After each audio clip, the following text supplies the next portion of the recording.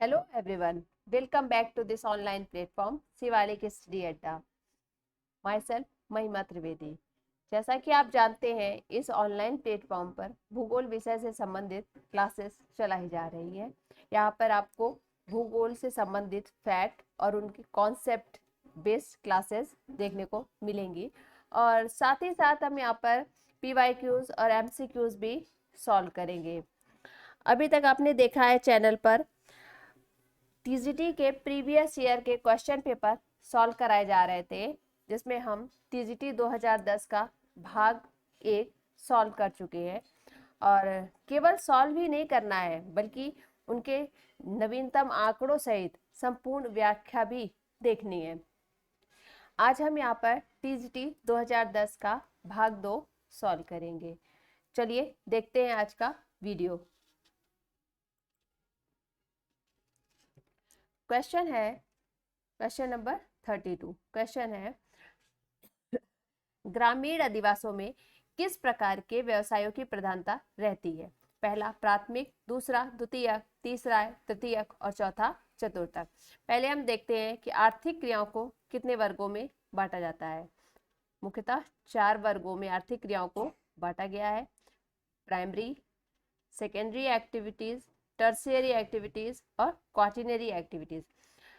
प्राथमिक क्रियाओं के अंतर्गत ऐसी वे गतिविधियों को शामिल करते हैं जो डायरेक्ट पर्यावरण से संबंधित होती है, जैसे कृषि हो गया आपका, खनन, मत्स्य, पशुपालन आदि।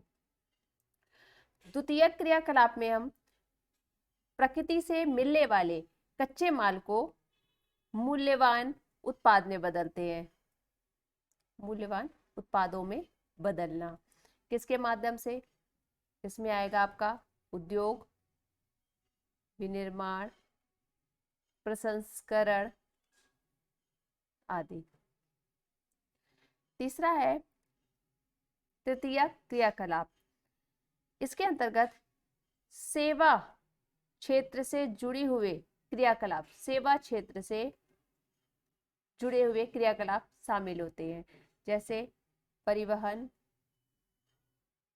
बैंकिंग और व्यापार।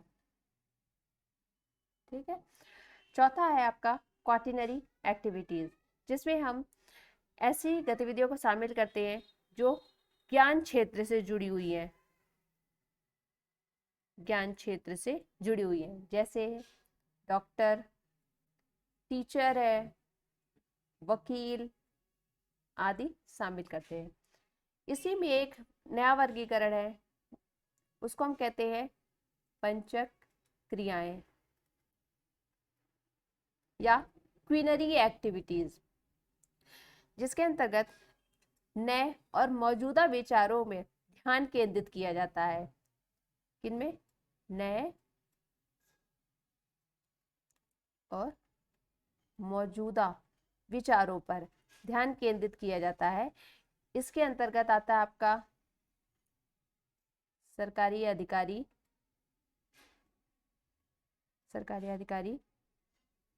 कानूनी सलाहकार,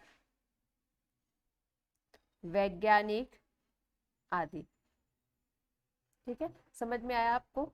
और इसका जो राइट आंसर होगा आपका, यहाँ पूछ रहा है ग्रामीण अधिवासों में किस प्रकार के व्यवसायों की प्रधानता होती है? तो ग्रामीण अधिवासों में मुख्य रूप से प्राथमिक व्यवसायों की प्रधानता होती है।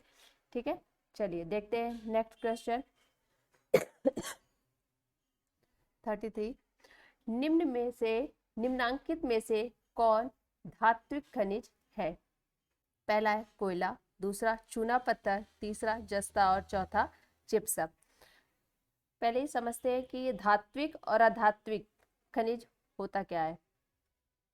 खनिज को मुख्यतः 2 वर्गों में बांटा जाता है, धात्विक और अधात्विक।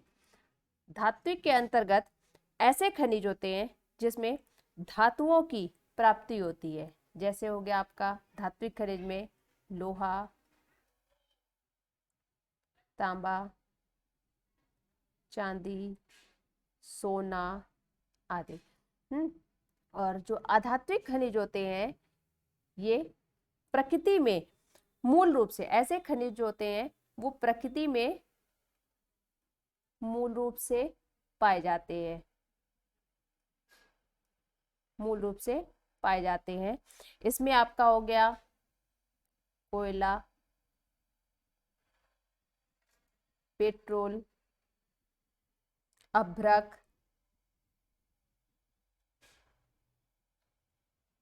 आदि। ठीक है, तो इसका जो राइट आंसर है ये है आपका जस्ता, धात्विक खनिज। जस्ता जो है ये धात्विक खनिज है। बाकी आपका कोयला, चूना पत्थर, बलुआ पत्थर, जिप्सम है, पेट्रोल, कोयला, ये सब चीज आपका अधात्विक खनिज में आता है।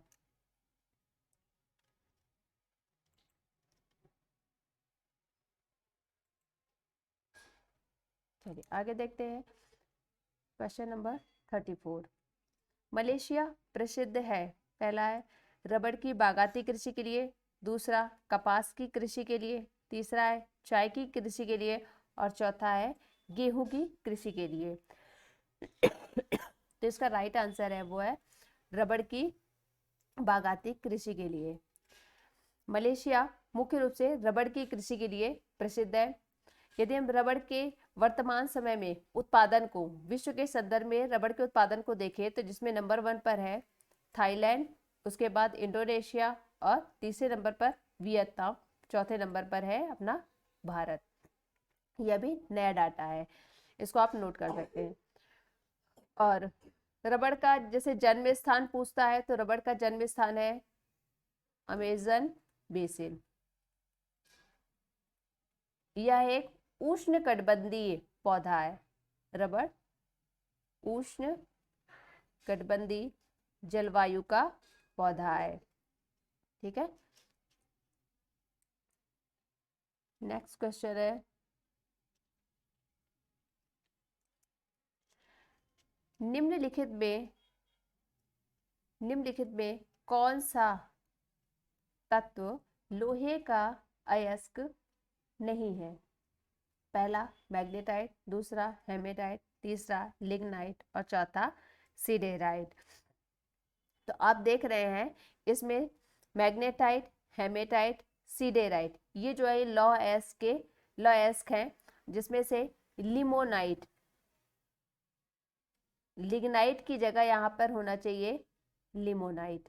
लिमोनाइट जो है ये लोहे का अयस्क है, और ये जो लिग्नाइट है ये आपका कोयले का अयस्क है। एंथ्रेसाइट, बिटुमिनस, लिग्नाइट और पीट है, ये कोयले का अयस्क है। इसको आप याद कर लीजिए, ये थोड़ा कंफ्यूजन रहता है, दोनों के नाम सेम लगते हैं थोड़ा। ठीक है, तो इसको आपको याद करना पड़ेगा। इसका जो राइट आंसर होगा वो लिग्नाइट। लिग्नाइट कोयले का अयस्क है, ना कि लौ का है। ठीक है,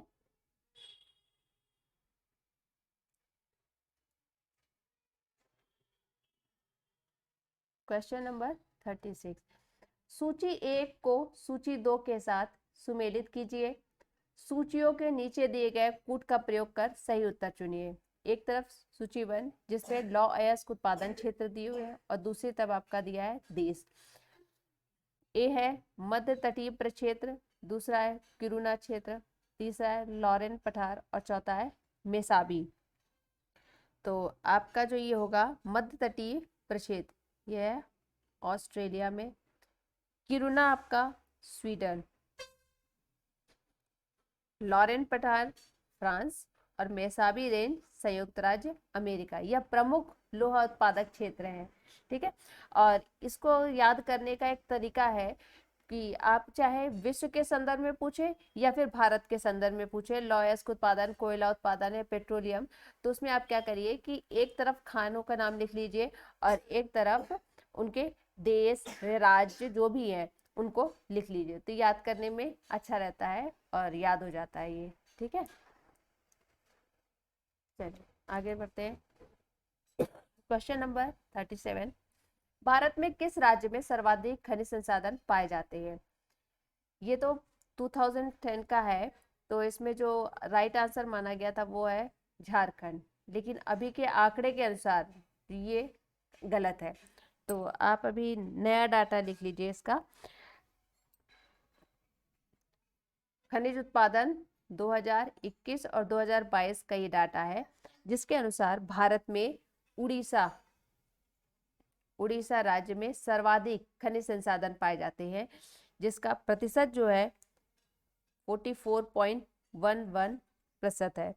और इसके बाद है आपका, उड़ीसा के बाद है छत्तीसगढ़, फिर आता है आपका राजस्थान। राजस्थान, ठीक है। फिर क्वेश्चन नंबर 38, पश्चिम घाट को किस नाम से भी पुकारा जाता है? पहला है शिवालिक श्रेणी, दूसरा विंध्याचल, तीसरा सह्याद्री और चौथा अजंता श्रेणी। काफी इजी क्वेश्चन है ये, बहुत ही सरल। तो इसका जो राइट आंसर है वो है सह्याद्री। पश्चिम घाट को हम सह्याद्री के नाम से भी जानते हैं, ठीक है। वीडियो अच्छी लग रही है आपको तो लाइक करें और शेयर करें, और यदि अगर नए व्यूअर हैं आप तो चैनल को जरूर से सब्सक्राइब करें, ताकि आने वाले जो वीडियो हैं उनका नोटिफिकेशन आपको मिल सके, ठीक है। चलिए आगे देखते हैं। क्वेश्चन नंबर 39, भारत की केंद्रीय देशांतर रेखा है? पहला 82.5 डिग्री पूर्व, दूसरा है 85.5 डिग्री पूर्व, तीसरा है 87.5 डिग्री पूर्व और चौथा है 90.5 डिग्री पूर्व। तो इसका राइट आंसर है 82.5 डिग्री पूर्व है, ठीक है। देखिए, प्रत्येक देश में एक मानक समय रेखा तय की जाती है, ठीक है। तो जो हमारे भारत की है वो जो देशांतर केंद्रीय देशांतर रेखा माना गया है वो है 82.5 डिग्री पूर्व। इसके अतिरिक्त आपको ये बता दें कि जिन देशों का जो अक्षांशीय विस्तार अधिक होता है, देशांतरी विस्तार जिनका अधिक होता है, उसमें मानक समय रेखा जरूरी नहीं कि एक ही हो, एक ही समय कटबंध में बांटा गया हो। जैसे आपका रूस है, रूस में 9 है, और यूएसए तथा कनाडा में 6 समय कटिबंध बनाए गए हैं, बांटे गए हैं, आप समय कटिबंध बांटे गए हैं, ठीक है। तो जो भारत की देशांतर रेखा है वो है 82.5 डिग्री पूर्व। और इसमें एक इम्पॉर्टेंट चीज ये है कि ये क्वेश्चन पूछा जाता है कि जो भारत की केंद्रीय देशांतर रेखा वो कितने राज्यों से होकर गुजरती है? तो ये मुख्यतः 5 राज्यों से होकर गुजरती है। वो 5 राज्य कौन कौन से हैं? यूपी, एमपी, छत्तीसगढ़, उड़ीसा और आंध्र प्रदेश। आंध्र प्रदेश, ठीक है। तो इसको याद कर लीजिएगा, यूपी, एमपी, छत्तीसगढ़, उड़ीसा और आंध्र प्रदेश राज्यों से होकर केंद्रीय देशांतर रेखा गुजरती है। क्वेश्चन नंबर 40 है, भारत की सबसे बड़ी खाड़ी है? पहला खंबात की खाड़ी, दूसरा है मन्नार की खाड़ी, तीसरा है कच्छ की खाड़ी और चौथा है बंगाल की खाड़ी। तो यहाँ जो राइट आंसर है वो है खंबात की खाड़ी। आप सोचेंगे कि बंगाल की खाड़ी है, तो बंगाल की खाड़ी सबसे बड़ी, लेकिन यहाँ पर भारत के संदर्भ में पूछा गया है, और जो बंगाल की खाड़ी है वो सिर्फ भारत की नहीं है, इसलिए हम यहाँ पर राइट आंसर बंगाल की खाड़ी को नहीं मान के बल्कि खंबात की खाड़ी को लगाएंगे। खंबात की खाड़ी भारत की सबसे बड़ी खाड़ी है, ठीक है। चलिए आगे देखते हैं। क्वेश्चन नंबर 41 है, मणिपुर राज्य की राजधानी है? पहला शिलोंग, दूसरी कोहिमा, तीसरी ईटानगर और चौथा इम्फॉल। बहुत इजी है, इसका जो राइट आंसर है वो है इम्फॉल। मणिपुर की राजधानी इम्फॉल है। क्वेश्चन नंबर 42, जबलपुर नगर किस नदी के किनारे स्थित है? पहला गंगा नदी, दूसरा जमुना, तीसरा नर्मदा और चौथा गोदावरी। जिसका राइट आंसर है 3, नर्मदा नदी। जबलपुर नर्मदा नदी के किनारे स्थित है। आपका यदि गंगा पूछता है तो गंगा के किनारे स्थित जो शहर है वो कानपुर है, प्रयागराज है। यमुना के किनारे आगरा, मेरठ, ठीक है। चलिए आगे देखते हैं।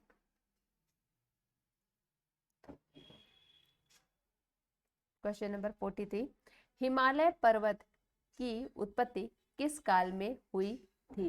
पहला है टर्शियरी, दूसरा कार्बोनिफेरस, तीसरा है पैलियोजोइक और चौथा है मेसोजोइक। देखिए यहाँ पे कंफ्यूजन दिया है, कहीं पे किसी ऑप्शन में महाकल्प दिया है, किसी में पीरियड दिया है, किसी में युग दिया है। ठीक है, तो आपने पृथ्वी के इतिहास में पढ़ा होगा कि कितने युग हुए।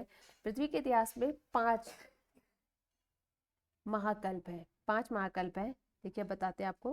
पहला है आर्कियोजोइक, दूसरा है प्रोटेरोजोइक, तीसरा पैलियोजोइक, चौथा है मेसोजोइक, पांचवा है सेनोजोइक और छठा है नियोजोइक। तो जो ये आपका टर्सरी है ये आता है सेनोजोइक में, सेनोजोइक महाकल्प के अंतर्गत आता है टर्शियरी युग।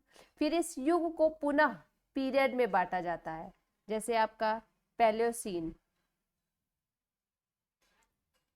पैलियोसीन, फिर इयोसीन, ओलिगोसीन,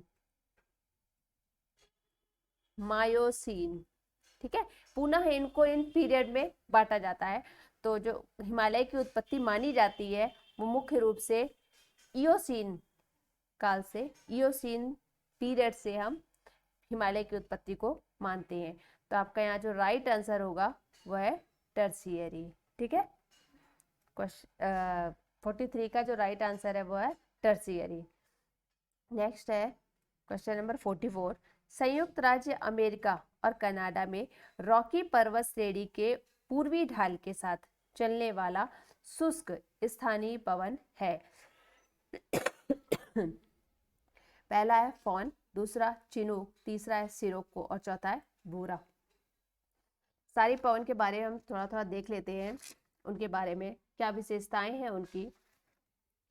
पहला ये जो आपका फॉन है ये मुख्य रूप से यूरोप के आल्प्स पर्वत के उत्तरी ढलान पर बहने वाली, यूरोप के आल्प्स पर्वत के, आल्प्स पर्वत के उत्तरी ढलान पर बहने वाली गर्म एवं शुष्क पवन है। ठीक है, और यह अंगूर की खेती के लिए बहुत लाभदायक होती है। ठीक, दूसरा है चिनूक। तो यहाँ पे पूछा है संयुक्त राज्य अमेरिका और कनाडा में रॉकी पर्वत श्रेणी में जो पूर्वी ढाल पर चलने वाली शुष्क और गर्म पवन है, तो इसका राइट आंसर है चिनूक। चिनूक मुख्य रूप से संयुक्त राज्य अमेरिका और कनाडा में रॉकी पर्वत श्रेणी के पूर्वी ढाल पर बहती है गर्म और शुष्क पवन। तीसरा है सिरोको, ये सहारा मरुस्थल से इटली की तरफ बहने वाली एक गर्म और शुष्क पवन है। ठीक है, चौथा है बूरा, यह मध्य यूरोप के पर्वतीय क्षेत्र से, मध्य यूरोप के पर्वतीय क्षेत्र से एड्रियाटिक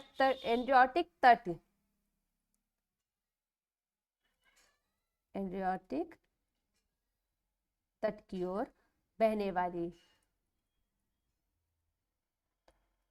ये पवन है, यह ठंडी है। कैसे पवन है ये ठंडी पवन है। ठीक है, चलिए आगे देखते हैं। क्वेश्चन नंबर 45 है तारापुर। तारापुर प्रसिद्ध है, पहला वस्त्र उद्योग के लिए, दूसरा चीनी उद्योग के लिए, तीसरा आणविक शक्ति केंद्र के लिए और चौथा रेशम उद्योग के लिए। तो इसका जो राइट आंसर है वो है तीसरा, आणविक शक्ति केंद्र के लिए प्रसिद्ध है तारापुर। तारापुर जो है इसका 10 अगस्त 1948 को, 10 अगस्त 1948 को परमाणु ऊर्जा आयोग के द्वारा, परमाणु ऊर्जा आयोग के द्वारा इसकी स्थापना शुरू हुई थी, आयोग के द्वारा इसकी स्थापना हुई थी। और इसका जो कार्य था ये 1969 में ये बनकर तैयार हुआ था। और पहला जो है ये परमाणु विद्युत ग्रह का निर्माण तारापुर जो है ये भारत का पहला परमाणु विद्युत ग्रह है जो कि मुंबई में स्थित है। इसके अतिरिक्त यहाँ कुछ एक्सप्रेशन दिया गया आपको कि कहाँ कहाँ पे प्रसिद्ध परमाणु शक्ति केंद्र है, आणविक शक्ति केंद्र है। कैगा कर्नाटक में, रावतभाटा राजस्थान में स्थित है, काकरापारा गुजरात, नरौरा उत्तर प्रदेश में, और कुडानकुलम और कलपक्कम या तमिलनाडु में है। चलिए देखते हैं आगे। Question number 46।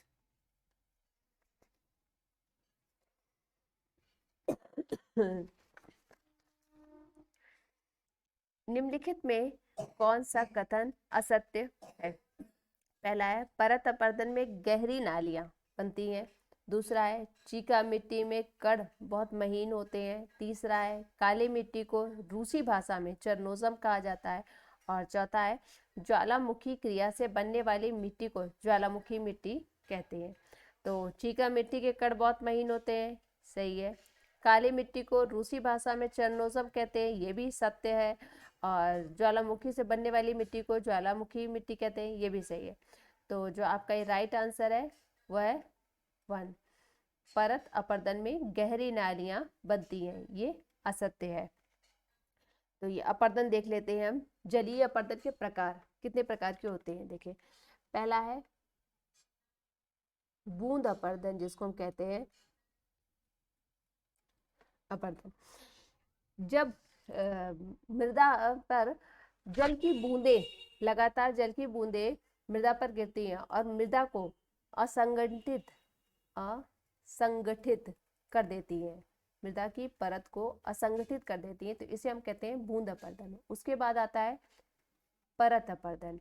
परत अपरदन में क्या होता है, जब बूंद अपरदन के द्वारा जो मृदा की परतें हैं असंगठित हो जाती हैं, तो मृदा की ऊपरी परतें जो होती हैं वो सरकने लगती हैं, ठीक है, उनमें खिसकाव आ जाता है। फिर तीसरा है आपका रिल अपरदन। रिल अपरदन में क्या होता है, परत अपरदन के कारण जो छोटी छोटी नालियां बनती हैं, परत अपरदन के कारण अब क्या होता है, जब मृदा की ऊपरी परत जब खसकती है तो वहां पर छोटी छोटी नालियां बन जाती हैं, इसे हम कहते हैं रिल अपरदन, ठीक है। और फिर अवनालिका अपरदन, अवनालिका अपरदन, अपरदन इसके अंदर क्या होता है, जब मृदा में अपरदन के कारण ये छोटी नालियां आपस में मिलकर बड़ी बड़ी और गहरी नालियों का निर्माण करती हैं, तो इसको हम अवनालिका अपरदन कहते हैं, ठीक है। तो यहाँ जो पूछा है कि परत अपरदन में गहरी नालियां बनती है, ये जो बताया है आपका, तो ये गलत है। परत अपरदन में केवल मृदा की ऊपरी परत में कटाव शुरू हो जाता है, ठीक है, ना कि नालियां बनती है। नालियां बनती है रेल अपरदन में, और फिर गहरी नालियां बनती है अवनालिका अपरदन में, ठीक है। समझ में आ गया ये? चलिए आगे बढ़ते हैं। Question number 47। पनामा नहर जोड़ती है अटलांटिक महासागर हिंद महासागर को, दूसरा कैरिबियन सागर और मैक्सिको की खाड़ी, तीसरा है प्रशांत महासागर अटलांटिक महासागर, और चौथा है प्रशांत महासागर हिंद महासागर। तो इसका जो राइट आंसर है वो है तीसरा, प्रशांत महासागर और अटलांटिक महासागर। थोड़ा इसके बारे में जान लेते हैं। ये जो नहर है यह मानव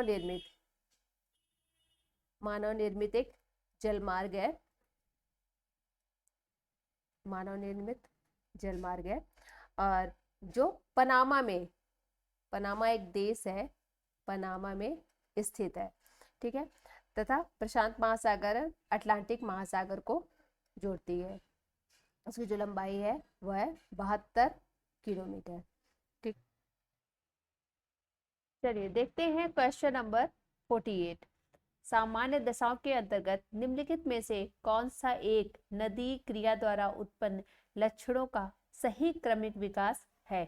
पहला है जलप्रपात, विसर्ग वेदिकाएं, नदी वेदिकाएं, गोखुर झीलें।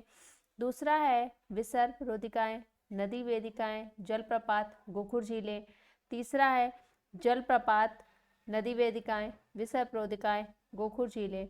और चौथा है नदी वेदिकाएं, विसर्प रोधिकाएं, जलप्रपात, गोखुर झीलें। तो इसका जो सही आंसर है वह है तीसरा। सबसे पहले जो नदी है जलप्रपात का निर्माण करती है, नदी वेदिका, फिर उसके बाद विसर्प रोधिका और लास्ट में गोखुर झील का। देख लेते हैं इन स्थलाकृतियों को। सबसे पहले देखते हैं हम जलप्रपात। जब नदी का जल किसी पर्वतीय क्षेत्र से काफी अधिक ऊंचाई के सहारे खड़े ढाल से अत्यधिक वेग के साथ नीचे गिरता है, जब नदी का जल पर्वतीय भाग से ऊंचाई से खड़े ढाल के सहारे अधिक वेग से नीचे की तरफ गिरता है, तो उसे हम जलप्रपात कहते हैं। यह एक अपरदनात्मक स्थलाकृति है। ठीक है, अगला देखते हैं नदी वेदिका। तो पहले इस स्थलाकृति की आकृति देख लेते हैं कैसी होती है, तब समझने में आसान होगा। ये आपको एक वेदिका के समान दिख रही है, सोपान की तरह, सीढ़ियों की तरह ना। तो इसका एक्सप्रेशन देख लेते हैं। नदी वेदिका नदी द्वारा निर्मित एक अपरदनात्मक स्थलाकृति है। यह नदी के प्रौढ़ावस्था में निर्मित होती है। ठीक है, जब नदी में पुनरुत्थान हो जाता है तो वह अपनी घाटी को पुनः गहरा करने लगती है। और ऐसी स्थिति में जो पूर्व के निर्मित बाढ़ के मैदान हैं, जैसे ये है नदी, किसी समय नदी की घाटी ये रही होगी। ठीक है, इनको छोड़कर नदी पुनः इस घाटी को गहरा करना प्रारंभ कर दी। तो ये जो पूर्व के निर्मित बाढ़ के मैदान जो होते हैं, इनका तल ऊंचा दिखाई देता है,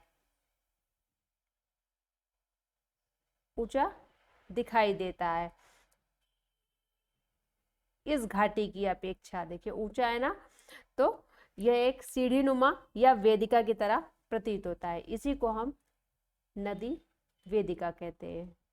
ठीक है, चलिए अगला देखते हैं हम विसर्प रोधिकाएं और गोखुर झील।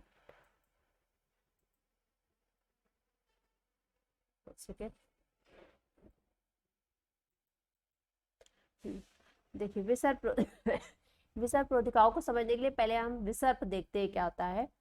जब नदी मैदानी भाग में प्रवेश करती है तो उसकी जो धारा होती है वो सीधी ना होकर बल खाती हुई, दाएं बाएं बल खाती हुई एस आकार के समान की स्थलाकृति का निर्माण करती है। इसे हम विसर्प कहते हैं।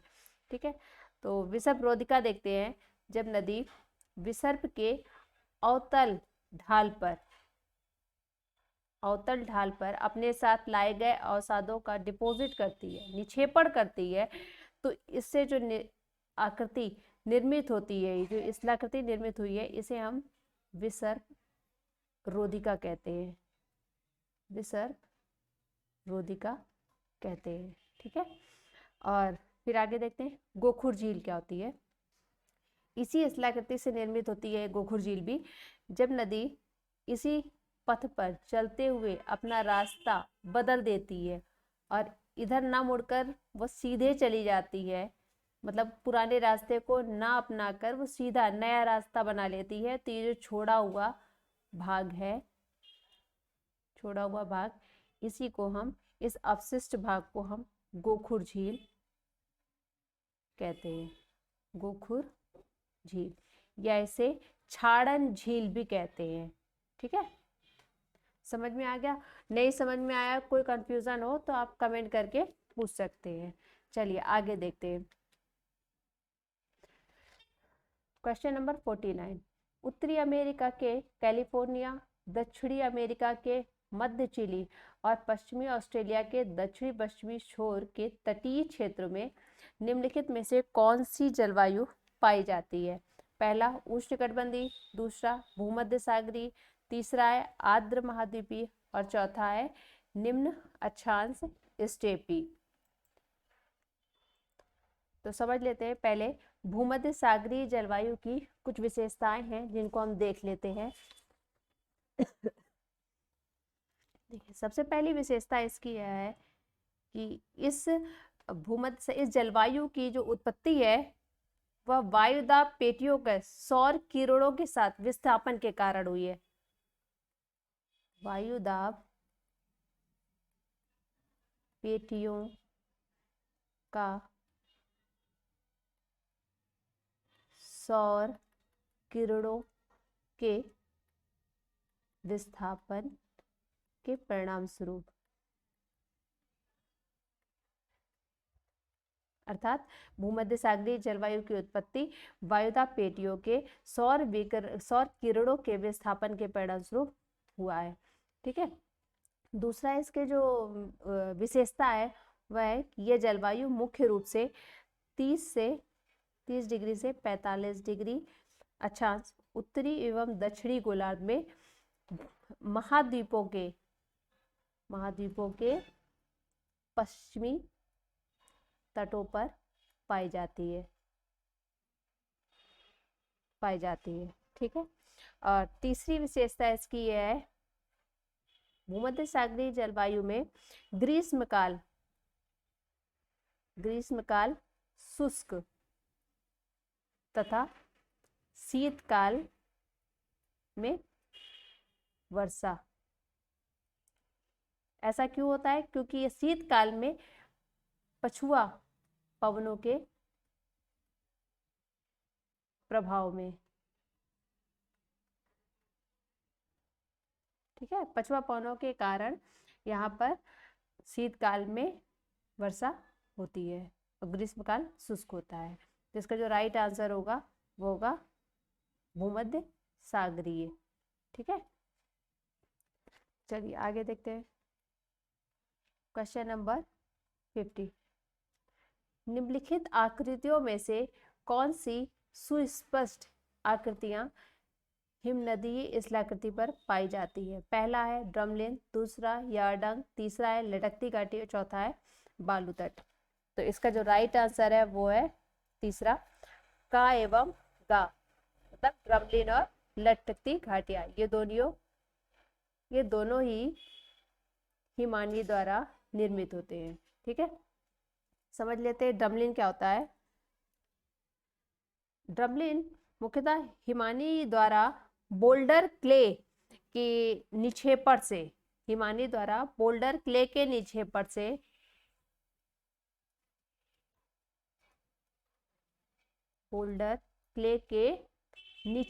से उल्टी नाव की आकृति का निर्माण होता है, जिसे हम ड्रमलिन कहते हैं। ठीक है। और यह प्रायः समूह में पाए जाते हैं। दूसरा है लटकती घाटी। इसको देख लेते हैं। मुख्य हिमानी की अपरदन की दर अधिक होती है तथा सहायक हिमानी, ये मुख्य हिमानी और उसकी सहायक हिमानी है। मुख्य हिमानी की अपरदन की दर अधिक होती है। जब अधिक होगी तो क्या होगा, ये गहराई पे होगी, अधिक गहरी होगी, और उसकी जो सहायक हिमानी है उनकी अपरदन की दर कम होती है। इसलिए सहायक हिमानी का तल मुख्य हिमानी पर लटकता हुआ प्रतीत होता है, इसलिए इसे हम लटकती घाटी कहते हैं। ठीक है। तो ड्रमलिन और लटकती घाटी ये दोनों हिमानी द्वारा निर्मित होते हैं। Next question number 51। पद भेड़ पीठ सैल या रॉस मुटॉन निम्नलिखित में से किस एक से संबद्ध है? पहला है वायुड़ प्रक्रिया, दूसरा नदी प्रक्रिया, तीसरा हिम नदी और चौथा है अपक्षय प्रक्रिया। भेड़ पीठ सैल होता कैसे बनता है ये देखते हैं। जब हिमनद किसी पर्वतीय भाग के सम्मुख, जैसे ये कोई पर्वतीय भाग है, पर्वतीय भाग के सम्मुख से जब ये ऊपर की तरफ चढ़ता है तो इस सम्मुख भाग को घिसकर चिकना कर देता है, लेकिन जब उतरने वाले ढाल को यह कटाव के द्वारा इसे उबड़ खाबड़ बना देता है। यह है हिमनद। जब किसी पर्वतीय भाग के सम्मुख ढाल से चढ़ता है तो इसे तो चिकना बनाता है, लेकिन उतरने वाले ढाल को या कटाव के कारण उबड़ खाबड़ बना देता है। तो ये स्थलाकृति कुछ इस प्रकार बनती है, ऐसे।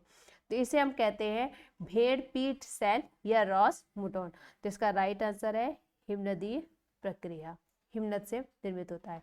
ठीक है। क्वेश्चन नंबर 52, मिनीमाता घटना जो पर्यावरण अवनयन का उदाहरण है, निम्नलिखित में से किस कारण से संबंधित है? पहला वायु प्रदूषण, दूसरा न्यूक्लियर दुर्घटना, तीसरा है तापीय प्रदूषण और चौथा जल प्रदूषण। तो इसका राइट आंसर है जल प्रदूषण। मिनीमाता घटना जो थी वह 1956 में जापान में घटित हुई थी। इसका मुख्य कारण था कि जो औद्योगिक अपशिष्ट थे वो डायरेक्ट जल में मिला दिए गए थे, जिसमें पारा के लवण की अधिकता थी। तो जो जलीय जीव थे जैसे मछली है, घोंघा है, तो वो इससे प्रभावित हुए थे, और उन्हीं जलीय जीवों का सेवन जिन मनुष्यों ने किया था वो मिनीमाता रोग से ग्रसित थे। ठीक है। तो इसीलिए इसको कहते हैं मिनीमाता घटना। इससे जल प्रदूषण हुआ था पारा के लवण की अधिकता के कारण। ठीक है। तो इसका राइट आंसर है जल प्रदूषण। अगला देखते हैं क्वेश्चन नंबर 53, निम्नलिखित समूहों में कौन सी जनजातियां अपना जीवन यापन खाद्यान्न संग्रह तथा शिकार से करती है? खाद्यान्न संग्रह शिकार से करती है। ठीक है। पहला है बुशमैन, पिग्मी, एस्किमो, दूसरा है मसाई, किर्गिज तथा बोरो, तीसरा है पिग्मी, एस्किमो तथा किर्गिज, और चौथा है बोरो, बुशमैन तथा मसाई। ठीक। तो इसका जो राइट आंसर है वो है बुशमैन, पिग्मी और एस्किमो। इसमें आप देखते होंगे और तरह से क्वेश्चन बनते हैं, जैसे कभी कभी पूछता है कि मुख्य आखेटक जनजातियां कौन सी हैं, कभी कभी पूछता है पशुचारक जनजातियां कौन कौन सी हैं। तो इसको एक बना के लिख लेते टेबल में, जैसे हम यहाँ लिखा देते हैं आपको, मुख्य आखेटक। मुख्य आखेटक के अंतर्गत पिग्मी, सेमांग, सकाई, बुशमैन, एस्किमो,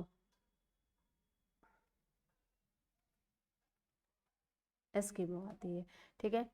फिर दूसरा है आखेटक एवं पशुचारक।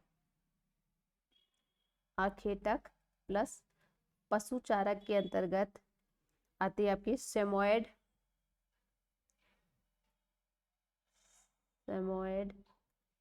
ओस्त्याक, चुकची, तुंग, युकागिर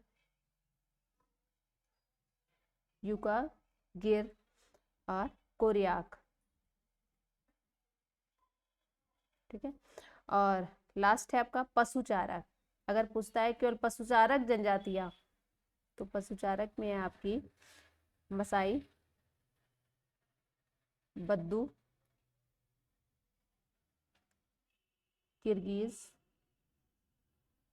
और कज्जाक। ठीक है। चलिए, तो इसका राइट आंसर है पहला, बुशमैन, पिग्मी और एस्किमो। ये ऐसी जनजातियां हैं जो अपना जीवन यापन अपना खाद्यान्न संग्रह शिकार से करती हैं। ठीक है। चलिए आगे देखते हैं क्वेश्चन नंबर 54। यहाँ पर आपको सूची 1 से सूची 2 को सुमेलित करना है। सूची 1 में झील दी गई है और सूची 2 में राज्य। ए है बुलर झील, बी लोनार झील, सी है पुलिकट झील और डी लोकटक झील। बुलर झील आपका जम्मू कश्मीर में, लोनार झील महाराष्ट्र में, पुलिकट तमिलनाडु और लोकटक मणिपुर झील। इनकी कुछ विशेषताएं देख लेते हैं। वुलर झील से ही झेलम नदी वुलर झील से निकलती है। झेलम जो नदी है वो वुलर झील से ही होकर निकलती है। और यह भारत की सबसे बड़ी मीठे पानी की झील है, मीठे पानी की झील है, ठीक है। और लोनार झील, इसे क्रेटर झील भी कहते हैं, क्रेटर। पुलिकट झील यह आंध्र प्रदेश और तमिलनाडु की सीमा पर स्थित है, सीमा पर स्थित। और लास्ट है लोकटक झील, यह पूर्वोत्तर भारत की सबसे बड़ी मीठे पानी की झील है, ठीक है। चलिए आगे देखते हैं। Question number 55। स्वेज नहर निम्नलिखित में से किन सागरों को जोड़ती है? पहला है उत्तरी सागर एवं बाल्टिक सागर, दूसरा है लाल सागर एवं भूमध्य सागर, तीसरा है कैरेबियन सागर एवं प्रशांत महासागर, और चौथा है भूमध्य सागर एवं अटलांटिक महासागर। तो इसका राइट आंसर है स्वेज नहर लाल सागर एवं भूमध्य सागर को जोड़ती है। स्वेज नहर के बारे में कुछ और अन्य बातें जानते हैं। स्वेज नहर के उत्तर में पोर्ट सईद तथा दक्षिण में पोर्ट स्वेज स्थित है। इनके बीच में यहाँ पर उत्तर से लेकर दक्षिण में झीलें भी स्थित है। उत्तर में मंजाला झील,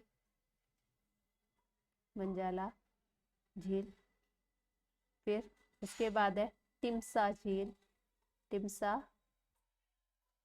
झील, फिर ये है ग्रेट बिटर झील, और सबसे दक्षिण में है लिटिल बिटर, ठीक है, लिटिल बिटर झील। इनका क्रम याद कर लीजिएगा उत्तर से दक्षिण की तरफ, ठीक। तो इसका राइट आंसर है लाल सागर और भूमध्य सागर। चलिए आगे देखते हैं। Question number 56। भारत के निम्नलिखित राज्यों का लिंग अनुपात अनुसार घटता हुआ क्रम, ठीक है, घटता हुआ क्रम देखना है। तो ये तो पुराना है, 2010 का है। हम यहाँ नया डाटा देखते हैं सेंसस 2011 के अकॉर्डिंग। तो भारत में केरल राज्य प्रथम स्थान में लिंग अनुपात के अनुसार, जहाँ पर 1084 है लिंगानुपात। उसके बाद दूसरे नंबर पर तमिलनाडु, तीसरे नंबर पर आंध्र प्रदेश 993, और चौथे नंबर पर छत्तीसगढ़ 991, और पांचवें नंबर पर उत्तर प्रदेश आता है जहाँ पर 912 लिंगानुपात है, ठीक है। चलिए आगे देखते हैं। Question number 57। निम्नलिखित नदियों में से किस एक से कुरनूल कुडप्पा नहर निकाली गई है? पहला है कावेरी, दूसरा पेन्नेरू, तीसरा है पलार, और चौथा है तुंगभद्रा। तो इसका राइट आंसर है तुंगभद्रा नदी से कुरनूल और कुडप्पा नहर निकाली गई है, ठीक है। क्वेश्चन नंबर 58 है। ग्रीष्मकालीन वर्षा की मात्रा को ध्यान में रखते हुए निम्नलिखित शहरों का वर्षा के संदर्भ में कौन सा अनुक्रम सही है? पहला है अहमदाबाद, कोलकाता, इलाहाबाद, दूसरा है कोलकाता, इलाहाबाद, अहमदाबाद, और तीसरा है इलाहाबाद, कोलकाता, अहमदाबाद, और चौथा है इलाहाबाद, अहमदाबाद, कोलकाता। तो यदि हम बे ऑफ बंगाल की शाखा को देखते हैं मॉनसून में, तो बंगाल की खाड़ी की तरफ से जो वर्षा होती है सर्वाधिक कोलकाता पे होगी। जैसे जैसे पश्चिम की तरफ बढ़ती है उसके बाद इलाहाबाद पे उससे कम वर्षा होगी कोलकाता की अपेक्षा। पश्चिम की तरफ बढ़ने पर हवाओं में नमी की मात्रा में कमी आ जाती है, और अहमदाबाद में सबसे कम वर्षा होगी। तो यही क्रम हमको देखना है, सबसे पहले कोलकाता, फिर इलाहाबाद, फिर अहमदाबाद। तो इसका राइट आंसर है कोलकाता, इलाहाबाद, अहमदाबाद, क्योंकि यहाँ पर वर्षा की मात्रा को ध्यान में रखते हुए मतलब घटता हुआ क्रम देखना है, ठीक है, कि कहाँ पर सर्वाधिक वर्षा हो रही है उस वर्षा के अनुसार। चलिए आगे देखते हैं। Question number 59। सूर्य के प्रकाश को पृथ्वी पर पहुंचने में कितना समय लगता है? पहला 8 मिनट 16.6 सेकेंड, दूसरा है 16 मिनट 8 सेकेंड, तीसरा है 30 मिनट 8 सेकेंड और चौथा है 8 मिनट 20 सेकेंड। इसका जो राइट आंसर है वो है 8 मिनट 16.6 सेकेंड। ठीक है, ये तो फैक्ट है, ये याद करना है। इसका राइट आंसर है 8 मिनट 16.6 सेकेंड। क्वेश्चन नंबर 60, कर्क रेखा भारत के निम्नलिखित प्रांतों में से किससे होकर नहीं गुजरती है? ठीक है, पहला है मध्य प्रदेश, दूसरा उत्तर प्रदेश, तीसरा है गुजरात और चौथा है झारखंड। तो जो कर्क रेखा है वो भारत के मध्य से होकर गुजरती है। कर्क रेखा भारत के 8 राज्यों से होकर गुजरती है, जो आपको याद होना चाहिए। चलिए क्रम से देखते हैं, पश्चिम से पूर्व की तरफ। सबसे पहले गुजरात, राजस्थान, मध्य प्रदेश, छत्तीसगढ़, झारखंड, वेस्ट बंगाल, त्रिपुरा और फिर मिजोरम। ठीक है, देखिए 8 हो गए, 1 2 3 4 5 6 7 8, ये 8 राज्य है, ये आपको याद होने चाहिए। ठीक है, यहाँ नहीं पूछा था तो देखिए यहाँ पे उत्तर प्रदेश नहीं पड़ता है, यूपी से होकर नहीं गुजरती है कर्क रेखा, तो इसका राइट आंसर है उत्तर प्रदेश। नेक्स्ट क्वेश्चन है 61, निम्नलिखित कथन पर विचार कीजिए तथा कारण को ध्यान में रखकर दिए गए कूटों से सही उत्तर का चयन कीजिए। कथन है आपका, बृहद मरुस्थल निम्न अक्षांशों पर अवस्थित होते हैं। ठीक है, कारण है महाद्वीपीय विस्थापन के फलस्वरूप वे उच्च अक्षांशों से हटकर निम्न अक्षांशों में आ गए हैं। ठीक है, तो देखते हैं पहले कथन, बृहद मरुस्थल निम्न अक्षांशों पर अवस्थित है, तो ये सही है। जितने भी बृहद मरुस्थल हैं वह 20 से 30 डिग्री नॉर्थ और साउथ में पाए जाते हैं।